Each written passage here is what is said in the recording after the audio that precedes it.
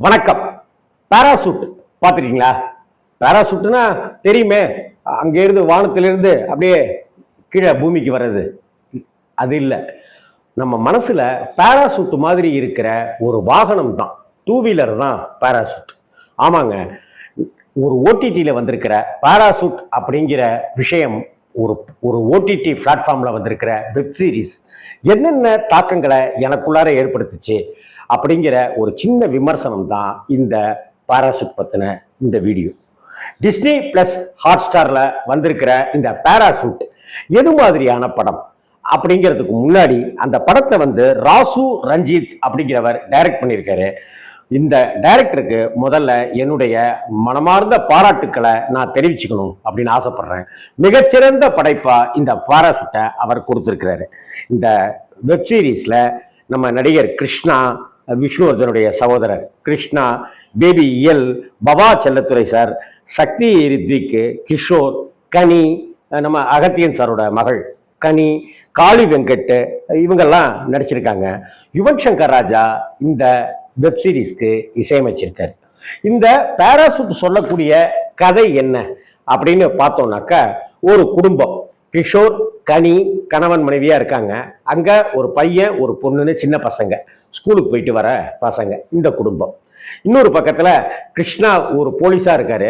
அவர் ஒரு ஸ்டேஷனுக்கு ஆள் இல்லை அப்படின்னு சொல்லிட்டு அங்க ஒரு 2 நாள் 4 நாள் அப்படின்னு ஒரு டெபுடேஷன்ல அந்த ஒர்க்கையும் கூடுதல் பணியாக எடுத்துக்கிறதுக்கு வராரு.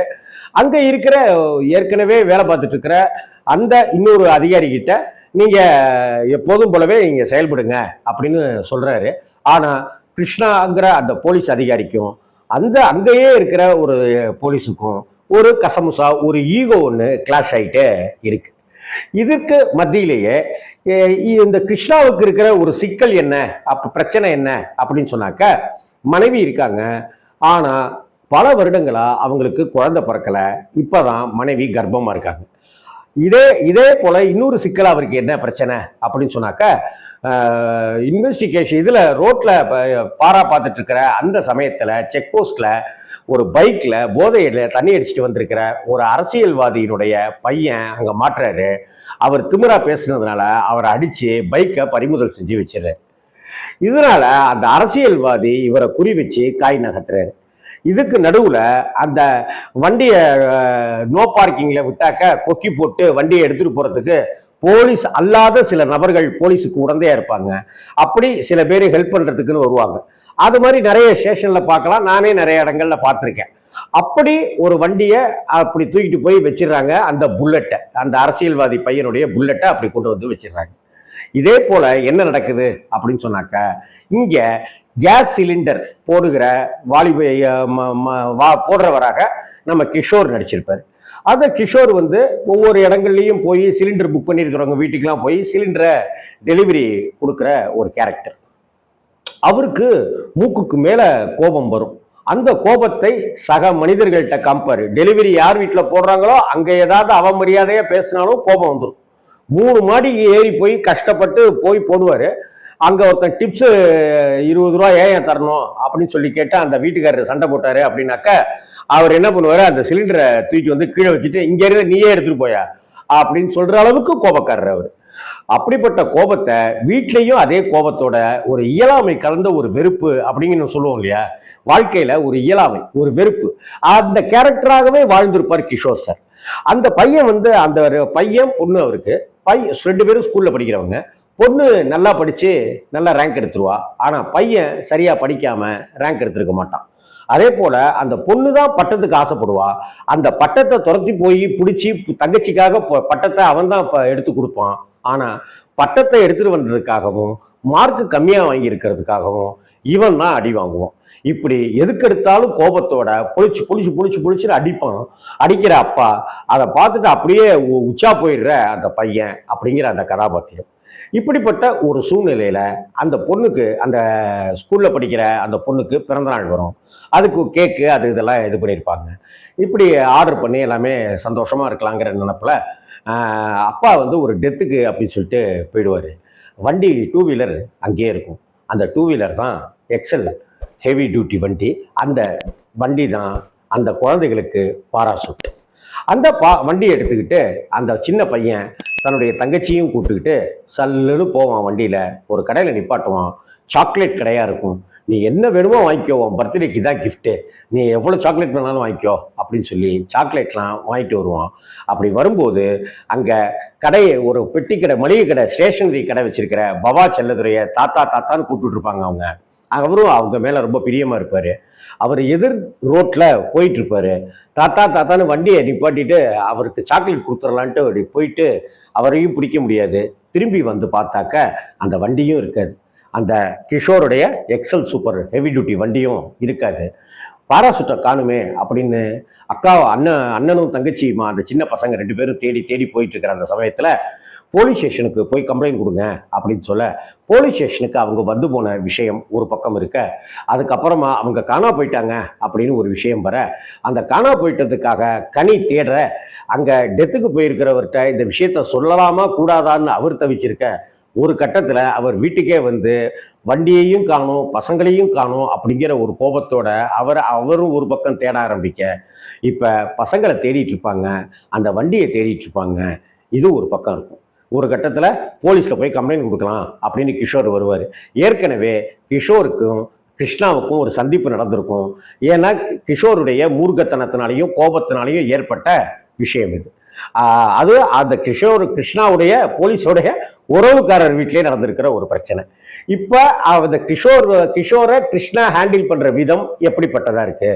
இப்போ குழந்தைய காணோம் அப்படின்னு கொடுத்தவங்க கம்ப்ளைண்ட்டை வாங்கிக்கிட்டு அவங்க அதன் பக்கம் போகிறதா, இல்லை அங்கே அந்த அரசியல்வாதிக்கு பதில் சொல்கிற வகையில் அவங்க நடந்துக்கிறதா அப்படிங்கிற ஒரு பிரச்சனை இருக்கும். அந்த வண்டியை நீயே எடுத்துகிட்டு போய் ஒரு மன்னிப்பு கேட்டுறியா, ஒன்றும் குடிமுடிக்கிறாது அப்படின்னு சொல்ல பார்த்தாக்க, ஸ்டேஷனுக்கு சைடில் வச்சிருக்கிற வண்டியில் புல்லட் இருக்கும் இல்லையா, அந்த புல்லட்டை காணும். அந்த புல்லட்டை யாரோ எடுத்துகிட்டு போயிடுவாங்க.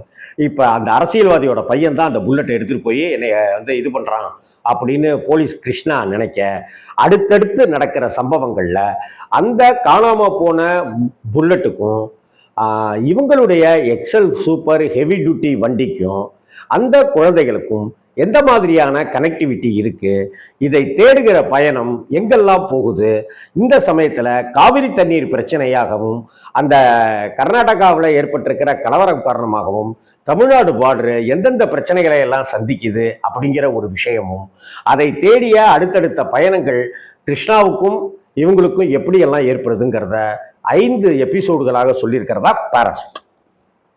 இந்த படத்துல கிஷோருடைய நடிப்பு ரொம்ப பிரமாதம். கனி பல க்ளோஸ்அப் ஷாட்ல தன்னுடைய அற்புதமான நடிப்பை வழங்கியிருக்காரு. கிருஷ்ணா ஒரு மிடுக்கான போலீஸாகவும் ஒரு அன்பான கணவனாகவும், ஏன் குழந்தை உனக்கெல்லாம் பிறந்திருக்கு, அவனை பிடிச்சி கண்ணாவன்னு அடிக்கிற, உங்ககிட்ட பேசவே விட பயப்படுறான் அவன், அப்படியே குழந்தைய வளர்க்குறது உனக்கு தெரியுமாயா? 8 வருஷம் ஆச்சியா கல்யாணம் ஆகி, குழந்தை பிறக்கலையேன்னு நாங்கள்லாம் தவம் கிடக்கிறோம் இல்லையா அப்படின்னு சொல்ற அந்த மாதிரியான தருணங்களாக இருக்கட்டும். பவா செல்லத்துரையினுடைய கதாபாத்திரத்தை வடிவமைத்த அந்த அன்பு பெருக்கெடுத்து ஓடுகிற அந்த கதாபாத்திர விஷயமா இருக்கட்டும், ஏன் கிஷோர் வீட்டுக்கு பக்கத்திலே இருக்கிற மாடியில் இருக்கிற அந்த காளி வெங்கட்டனுடைய கதாபாத்திரமா இருக்கட்டும், காளி வெங்கட் பேசுகிற இங்கிலீஷு, காளி வெங்கட்டுக்கும் கிஷோருக்கும் அந்த கார் நிப்பாட்டுறதுலையும் 2 வீலர் நிப்பாட்டுறதுலையும் ஏற்படுகிற சண்டை, ஒரு கட்டத்தில் இந்த காளி வெங்கட்டு தான் தன்னுடைய காரில் கிஷோரை கூட்டிக்கிட்டு பையனை தேடுகிற பணியில் மகனையும் மகளையும் தேடுவதற்கு கூட்டிகிட்டு போகிறாரு அப்படிங்கிற அந்த கனெக்டிவிட்டியாக இருக்கட்டும், இன்னொரு கட்டத்தில் அந்த போலீஸ் கிருஷ்ணாவும் முறுக்கிக்கிட்டே இருக்கிற கிஷோர் கதாபாத்திரமும் சேருகிற அந்த தருணமாக இருக்கட்டும், இப்படி எல்லாரும் ஒரு புள்ளியில் குவிந்து கடைசியில் டேய் நான் இனிமேல் உன்னை அடிக்க மாட்டேன்டா, டேய் வாடா அப்படின்னு சொல்ல, அந்த சமயத்திலையும் அப்பாவுக்காக பயந்து அப்படியே டிராயரோடையே உச்சா போகிற அந்த மகனுடைய கேரக்டரா இருக்கட்டும்னு இந்த படம் ஒரு ஃபேமிலி டிராமாவாகவும் சரி, அல்லது தந்தைமார்களுக்கு பெற்றோருக்கு பேரண்ட்ஸுக்கு ஒரு பாடம் நடத்துகிற அந்த கருவை வச்சிருக்கிற விஷயமா இருக்கட்டும், ஒரு போலீஸினுடைய அதிகாரமா இருக்கட்டும், அரசியல்வாதியினுடைய ஆணவ திமிரா இருக்கட்டும்னு பல விஷயங்களை போகிற போக்குல அழகழகா தூவிட்டே போறது தான் இந்த பாராசூட்டினுடைய மிகப்பெரிய வெற்றி பலம் அப்படின்னு நான் நினைக்கிறேன். எல்லா விஷயங்களையும் உள்ளடக்கிய குடும்பத்தோட பார்க்கக்கூடிய ஓடிடி வெப் சீரிஸுங்கிறது ரொம்ப அரிதான விஷயம் ஆயிடுச்சு. ஓடிடி வெப் சீரிஸ்னாக்க ஒரு அசிங்கமான காட்சிகள், ஆபாசமான உடல் கொண்ட விஷயங்கள், வார்த்தைக்கு வார்த்தை ஆண் பெண்ணுன்னு சிகரெட்டை பற்ற வச்சுக்கிட்டு பேசுகிற விஷயங்கள், கேலியாக இருக்கிற விஷயங்கள், நாகரிகமே இல்லாத விஷயங்கள், கெட்ட வார்த்தை டயலாக் எல்லாரும் கெட்ட வார்த்தை பேசுறது இருக்கிற இந்த ஓடிடி உலகத்துக்குள்ளார ஒரு ஒரு புதியதொரு பேராசூட் உலகத்தை கண்ணுக்கு முன்னாடி அழகுற தந்திருக்கிற விதத்திலேயே இந்த இயக்குனர் இன்னும் கவனத்தை ஈர்க்கிற ஒரு இயக்குனராக எனக்கு தெரிகிறார். கண்டிப்பா இவர் ஒரு படத்தை இயக்கும் போது இதை விட இன்னும் பெட்டரான்னு ஒரு நல்ல படைப்பை கொடுப்பாருங்கிற நம்பிக்கை எனக்கு இருக்கு. இன்னைக்கு புதிய டைரக்டர்களுக்கு வாய்ப்பு கொடுக்கணும்னு நினைக்கிற நல்ல தயாரிப்பாளர்கள், கொஞ்சம் பட்ஜெட்ல நல்லாவே படம் எடுக்கலாம் அப்படின்னு இருக்கிற டைரக்டர்கள், தயாரிப்பாளர்கள் எல்லாருக்குமே இந்த படம் ஒரு பெரிய பொருட்செலவுலாம் எடுக்காம ரொம்ப அழகா எடுக்கப்பட்டதுக்காகவும், இந்த பேராசூட் ஒரு நம்பிக்கைக்குரிய, பலருடைய நம்பிக்கைக்கு உரிய வகையில, பலருடைய நம்பிக்கைக்கு டார்ச் அடிக்கிற விதமா, ஒளியேற்றுகிற விதமா பேராசூட் அமைஞ்சிருக்கு அப்படின்றத உறுதியா சொல்லுவேன். வணக்கம்.